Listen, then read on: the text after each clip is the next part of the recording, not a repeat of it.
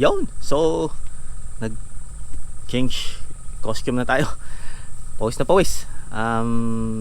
Nakatapos ng konti lang. Tingnan nyo. Diba? Kumpara do sa kanina, excuse the sinampay. Yan. Yan. Yan, medyo malinis na, diba? Tinambak yung mga himayan ang tawag sa amin. Yung anuhan natin. Ayan. Yung isa-save natin yan para sa ating composting. Ayan. Hihintayin nating matuyo. Ito yung nakuha nating kahoy yan. Yan o. Dami. Tapos ito, nakapulo tayo ng upuan. May upuan na tayo. Actually pwede siyang mesa kasi medyo mababa. So upuan na lang yan. Hahanap tayo ng pwedeng gawing mesa. Yan, medyo malinis na, di ba? Tinambak natin doon. Saka natin pag-iisipan ko na gagawin natin dyan. Tapos itong tarp natin, sasabit na rin natin dyan para medyo lumaki yung lilim. Ayos, di ba? Uwi muna tayo sa bahay. Tom goods na. Kain muna. Tapos balik tayo dito. Unti-unti. Ngayon umaga ito. Bukas naman yung banda, yung gawi doon. Magagambol muna ako ng mga tanim natin para gumanda-ganda naman ng bulas. Tapos yung mga tropa nandun pa yata, nagsasabog pa. Papakita ko sa inyo mamaya. Mukhang nabansot yata yung sili natin. Ang liit-liit pa lang. Ang dami na ng bulaklak. Ito pa mga papausbong na. Ito meron na. Yun. Itong isa din. Ang liit-liit pa lang. Ang daming papausbong na bulaklak. Pero ayos lang yan. Kasi pang sariling gamit lang naman natin yan eh. Yung iba papamigay natin sa mga kaibigan, kapitbahay. Sabi ko nga yung mga sili natin. Ito yung second batch ng kamatis. Yung second batch ng kamatis natin mas magilas kesa dun sa nauna. Tinamaan kasi nalunod kasi yung una natin eh. Tapos katapos niyang malunod, natagtuyot naman. Pero okay lang yan. At least sigurado mga aanihan niya kahit na bansot. Check pa natin ang iba doon. Ito nga pala yung puno ng mahogany. Kanina puro yan, nakandyan lahat ng mga kahoy na yan. So nalinisan na rin natin ang kapiraso. Itutuloy na lang natin. Dami pang kalisin eh. Kalisin means yan, yung gaganyanin. So unti-unti, sabi ko at least may daan na tayo, di ba? Tutuloy na lang natin yan. Yan daming kahoy nito. Yung iba dyan gagawin nating tulos ng kamatis para hindi naman natin maipapanggatong lahat yan eh. Pang tutulos natin sa kamatis. Punta tayo dun sa dulo. Ito nga pala yung yung in-spray dati ng tropa linis, di ba? Ang problema, ayoko lang, kaya ayaw kong masyadong pinapa-spray kasi naapektuhan yung quality ng lupa. Pero tingnan nyo naman, ang linis hanggang dun sa dulo. Ang linis din, nawala din yung mga papaya natin. Nadali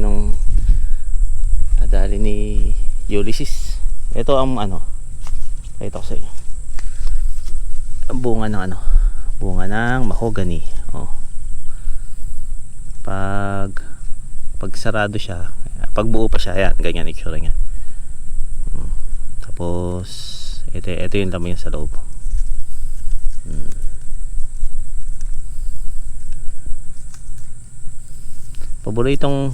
Paboritong tinatanim dito yan kasi ang bilis tumubo, diretso, pwede yung gandang gawing poste.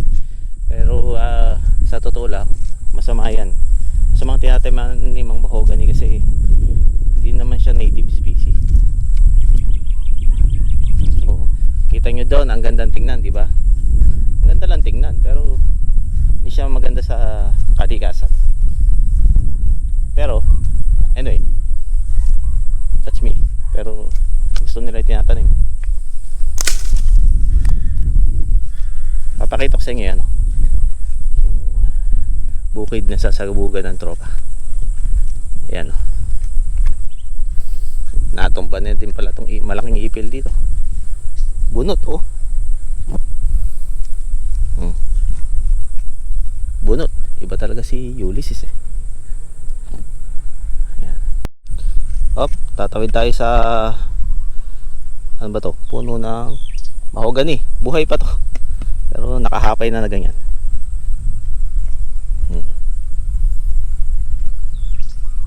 Ito ang sasabugan ng tropa.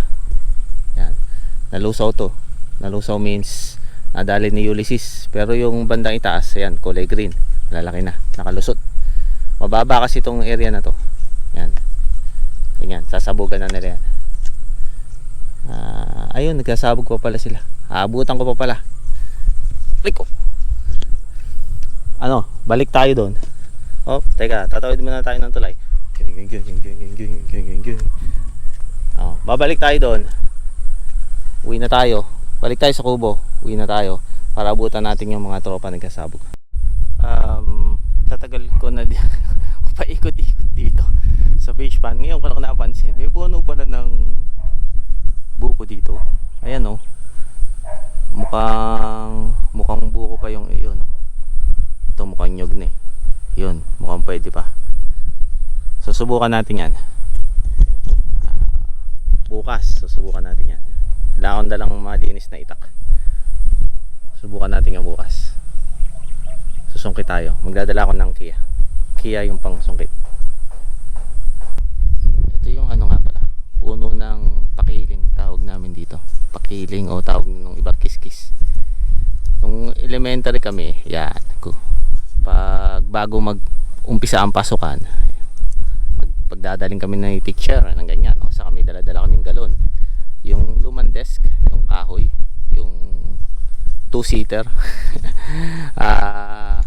Yan, ito kikis-kisin namin yan para ano, para siyang sandpaper. Ito, side na to. Magaspang. Tapos may bunga siya, oh. Yung bunga niya ano, yung iba kinakain daw to, pero mapait yung, hindi mapait, sobrang asim na may konting ayun, may konting pait nga. Ewan ko kung paano nila nakakuha nilang kainin yan. Anyway, yan, pakiling or kiskis. Yan mga kasama, nagkakanal si yung tropa. Yan, tinatanggal niya yung ano, mga tubig, yung mga naibang tubig.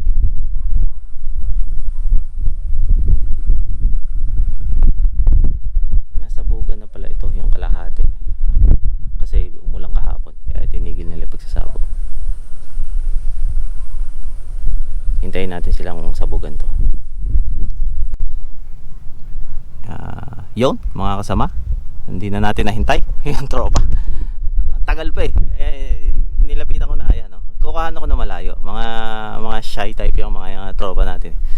Ayan, di ba, nagkasabog siya. Parang andalay, di ba, parang naglalaro lang. Pero mahirap po yan.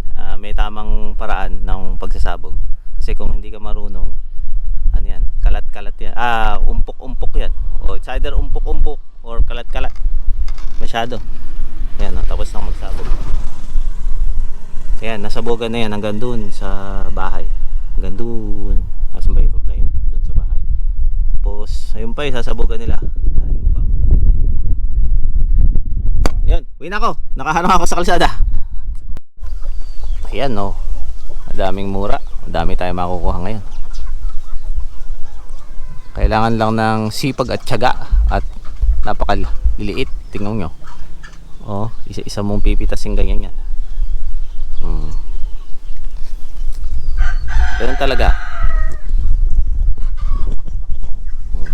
Ganun talaga. Sabi nga, di ba? Kapag may tiyaga, may mura. Oh, mamimitas na ako. Yun, oh. Pwede na to. Kalahating tabo. Kalahating tabo o premium, murang sampalok. Oh, ha? Yan ang legit na mura. Saka makakakita ka ng ganyan. Oh. Oh. Oh. Oh. Sakto, di ba? Pero hindi mo na manok. Ingay nyo. Hindi mo na manok ang ating lalagyan ng murang sampalok. Baboy. But. Itong mga ano to, tingnan nyo ha. Tingnan nyo ha. Hey! Hey!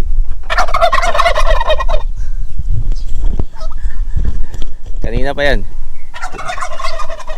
Tuwing magsasalita ako, sumisingit. Oh. Pero hindi mo na manok ang ating ano ngayon. Hindi mo na manok ang susukaan natin ito. Baboy, yung buto-buto. Pwede. Tahimik. Baboy, kinabuto-buto. O kaya yung liempo. Sakto to. Yun na. Ano ba? Uwi na ako. Ay, hindi pa pala. Hindi ako makauwi kasi yun.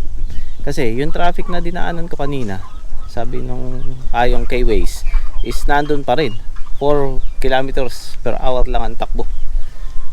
Matinding traffic na yan. Habang nandito ako, namimili ako ng pwede dyan. Marami nang pwede. Oh. Itong isa na to, naka-line up na yan. Balik na tayo sa bahay. Ito, mga kasama, magla-lunch muna tayo. Oh. Ano?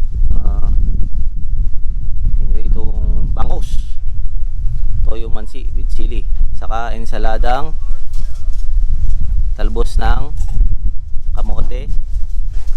Ang ingredients nito hindi ko alam. Kamote, kamatis,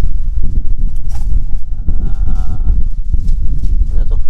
Sibuyas, kalamansi at kung ano-ano pa. Yun lang. Masarap daw yan. Chibuga na. Yun, ito pala. Tunay pala to. Masarap pala talaga.